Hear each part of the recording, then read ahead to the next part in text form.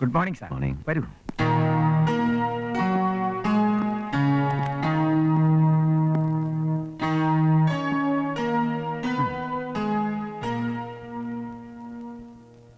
എന്റെ മോൾക്കൊന്ന് പുറത്തിറങ്ങാൻ പറ്റാത്ത അവസ്ഥയാണ്. എത്രയും വേഗം ഇതൊന്ന് അവസാനിപ്പിച്ചു തരണം സാർ. എത്രയും വേഗം ഒന്ന് അവസാനിപ്പിക്കാനാ ഞങ്ങളുടെ ശ്രമം. പിന്നെ നാട്ടുകാരുടെ അപ്രോച്ച്.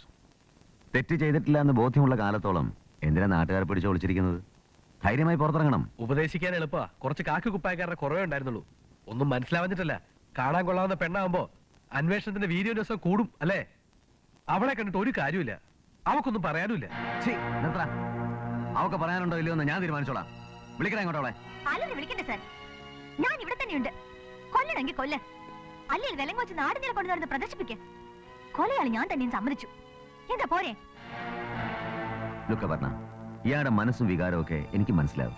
ഞങ്ങളുടെ ഡിപ്പാർട്ട്മെന്റ് കാരണം അല്ലെങ്കിൽ അതിലെ ചിലരുടെ വെസ്റ്റഡ് ഇൻട്രസ്റ്റ് മൂലം ഇയാൾക്കും കുടുംബത്തിനും ഉണ്ടായ ബുദ്ധിമുട്ടുകൾ എത്രയാണെന്ന് എനിക്ക് ഊഹിക്കാൻ കഴിയും. സോറി. സോറി എന്ന ഒറ്റ വാക്കിൽ നിങ്ങൾ എല്ലാവരും കൈ കഴുകും. എന്നെ പോലെ ഇത്രയധികം ചീത്തപ്പേരും അപവാദങ്ങളും കേൾപ്പിച്ച ഒരു പെൺകുട്ടിയെ നിങ്ങളുടെ ഈ സോറി വിശ്വസിച്ച് അംഗീകരിക്കാനും സ്വീകരിക്കാനും ആര് തയ്യാറാവും? നിങ്ങൾക്ക് കഴിയുമോ? എല്ലാവരുടെയും കാര്യം അതെനിക്കറിയില്ല.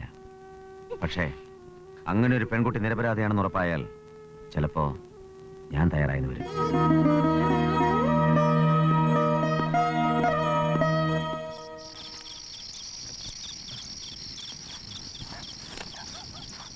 പശ തേച്ചൊക്കെ മതി, ഇങ്ങോട്ട് എടുക്ക. ഇനി എവിടേക്ക് ഒട്ടിക്കണം?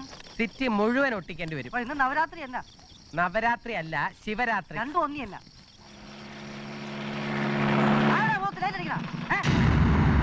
ആ പശ മുഴുവൻ തീർക്കാതെ ഇങ്ങോട്ട് എടുക്ക.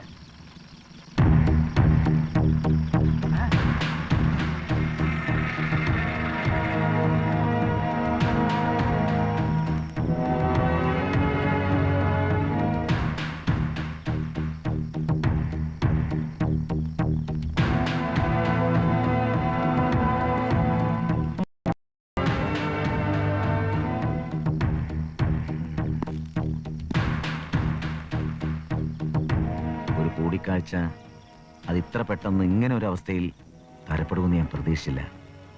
കൊള്ളാം.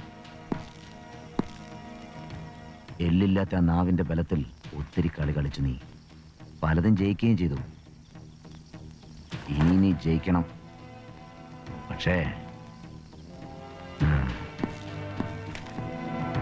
സമയം ഇറങ്ങാം. കണ്ണുകെട്ടിയ നീതി ദേവത വിണ്ണിൽ വാഴുന്നു, കാറി കാറി എന്റെ കൊച്ചുമക്കളുടെ തൊണ്ട കീറുന്നു. അയ്യോ സാറേ, ഇവിടെ അല്ലേ പാടേണ്ടത്, അങ്ങ് ബാർ അസോസിയേഷൻ ഹാളില്ല. സാറിന്റെ ഉദ്ഘാടന പ്രസംഗത്തിന് ശേഷമാണ് കവിത ചൊല്ലൽ വെച്ചിരിക്കുന്നത്. ബാർ ആയാലും അസോസിയേഷൻ ആയാലും സംഗതി ബാർ തന്നെ ലടോ. താനൊരു ഫുള്ള് കൂടി പറ, ഫുള്ളായിട്ട് അങ്ങ് പാടിക്കാം. ആരുടെ പരിപാടി എന്നാ പറഞ്ഞേ? അയ്യോ, ഞങ്ങള് വക്കീലന്മാരുടെ പരിപാടിയാ സാറേ.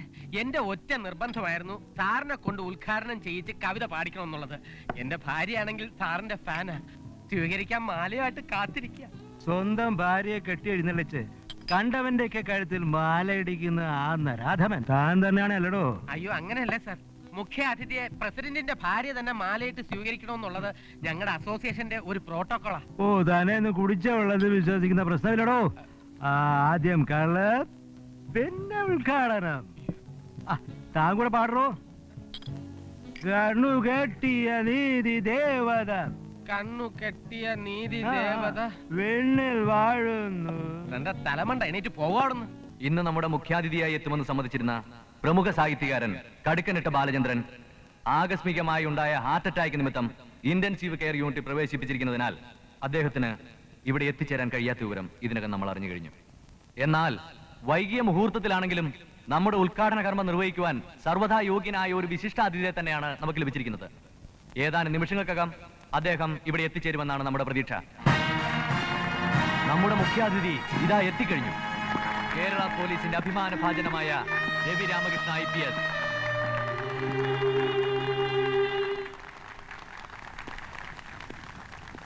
നമ്മുടെ മുഖ്യാതിഥിയായ രവി രാമകൃഷ്ണ IPSനെ ഔപചാരികമായി സ്വീകരിക്കുവാൻ ആനിക്കോരയെ ഞാൻ ക്ഷണിച്ചുകൊള്ളുന്നു.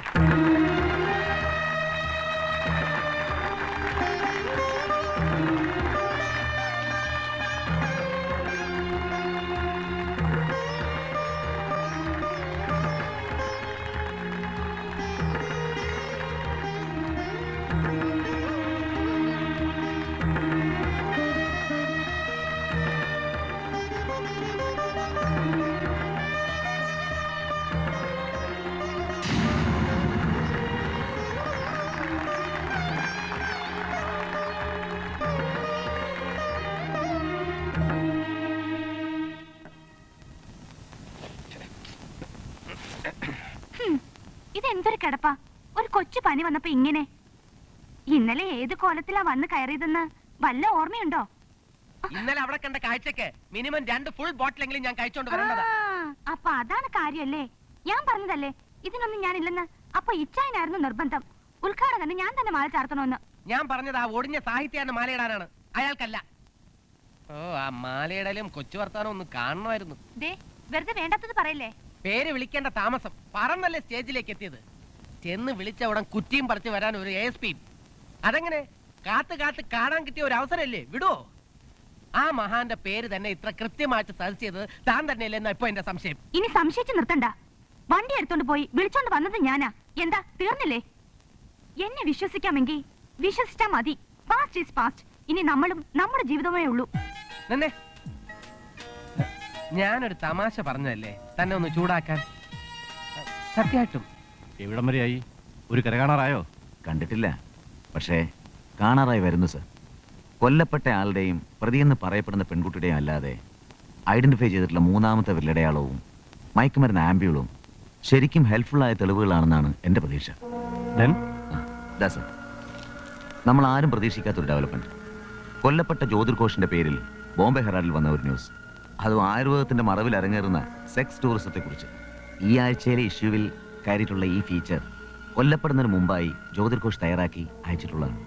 പരസ്യചിത്രങ്ങളും ഡോക്യുമെന്ററിയും ഷൂട്ട് ചെയ്യാനെത്തിയ ജ്യോതിർ ഘോഷിന്റെ അജണ്ടയിൽ പടംപിടുത്തത്തിന് പുറമെ മറ്റു ചില ഉദ്ദേശങ്ങൾ ഉണ്ടായിരുന്നു എന്ന് മനസ്സിലാക്കണം. I mean some hidden agenda. Exactly sir. സംവിധായകന്റെ നിർദോഷമായ മുഖംമൂടി അണിഞ്ഞെത്തിയ അന്വേഷണാത്മക പത്രപ്രവർത്തകൻ. മസാജ് സെന്ററിന്റെ മറവിൽ നടക്കുന്ന രഹസ്യങ്ങൾ മുൻകൂട്ടി മനസ്സിലാക്കാൻ ജ്യോതിർ ഘോഷിന് കഴിഞ്ഞിരുന്നു. അപ്പോൾ ഇവിടെ എത്തുന്നതിന് മുമ്പ് തന്നെ അയാൾ തന്റെ ഹിറ്റ് ലിസ്റ്റ് തയ്യാറാക്കിയിരുന്നു. ആരെയൊക്കെയോ ലക്ഷ്യം വെച്ചു. ഈ കടവത്തൊന്നും തോണി ഇറക്കിയ ഒരുപക്ഷെ എളുപ്പം കരപിടിക്കാൻ കഴിഞ്ഞേക്കാം. സാർ, പുതുസാ പൊണ്ണു വന്നിരിക്ക.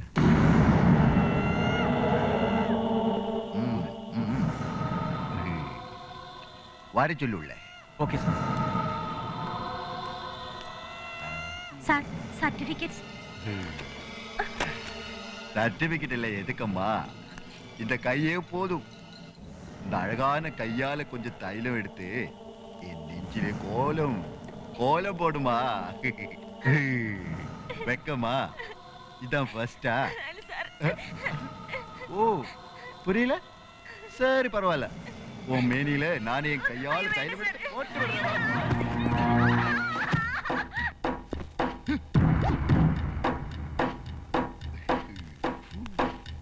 புதுசா எதுக்கு வந்த? உன்னை அரெஸ்ட் பண்ண வந்திருக்கு. அரெஸ்ட் பண்ண வந்தீங்களா? அடப்பாவி, அரசியல் செல்வாக்கு தெரியாம என்கிட்ட விளையாடுறியா? மரியாதையா வெளியே போயா. ஓஹோ, கொடுக்க வேண்ட மரியாதை கொடுத்தா தான் வருவீங்களா?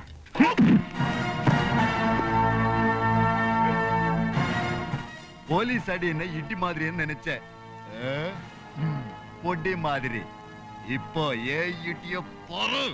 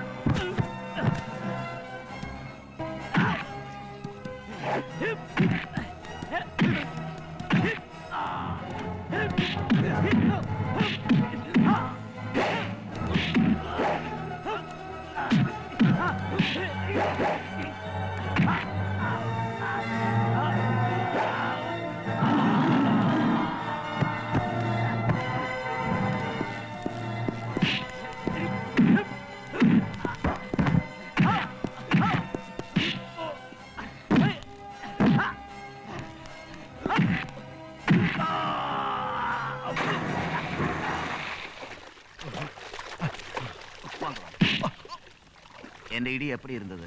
ഇടി മാറി തെരിഞ്ഞതാ? നിന്റെ MD ശുക്ർ എവിടാ?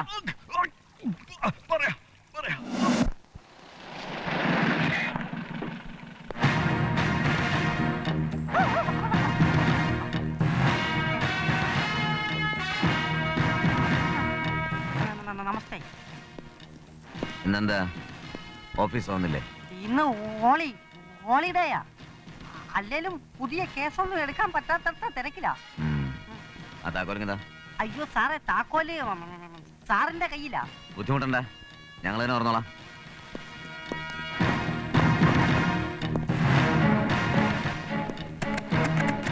കൂട്ട് വിളിക്കണോ? പൊളിക്കാൻ പോവേണോ? അയ്യോ പൊളിഞ്ഞു പോവും. What the hell is going on here? You are not supposed to do this without proper warrant. വേണ്ട, നിങ്ങൾക്ക് മാറോ. വക്കീൽ തന്നെ ഓർന്നോളൂ. വക്കീല് തുറക്കുന്നില്ല. ഈ പ്രൈവറ്റ് പ്രോപ്പർട്ടിയിൽ അതിക്രമിച്ച് കിടക്കാൻ സമ്മതിക്കുന്നുമില്ല. ലുക്ക് മിസ്റ്റർ കോര, വെറുതെ ബഹളം കൂട്ടണ്ട. ഇതെന്റെ ഡ്യൂട്ടിയാണ്. നീ ഓഫീസിനകത്ത് ഒളിപ്പിച്ചിരിക്കുന്ന ഷുക്കൂറിനെ കൊണ്ടേ ഞാൻ പോകൂ. എന്റെ ശവശരീരത്തിൽ ചവിട്ടിയല്ല നിങ്ങൾക്ക് ഇതിനകത്ത് കിടക്കാൻ പറ്റില്ല.